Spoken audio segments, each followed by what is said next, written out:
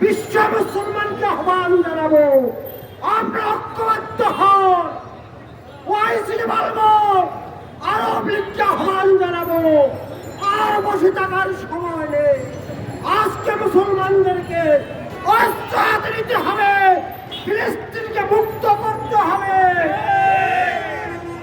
অবৈধ দখলদার ইসরায়েলকে পৃথিবী থেকে উচ্ছেদ করতে হবে।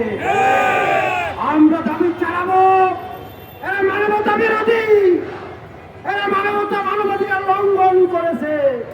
আন্তর্জাতিক আদালতে এদের বিচার করতে হবে।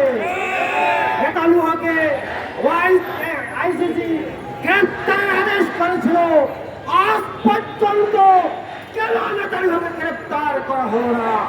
আসুন প্রিয় ভাইরা, আমরা ঐক্যবদ্ধ হন। আজকে ভারতের মুসলমানরা নির্যাতিত, আওরঙ্গজেবের মাজারে হাত দেওয়া হলে ভারত খান খান হয়ে যাবে।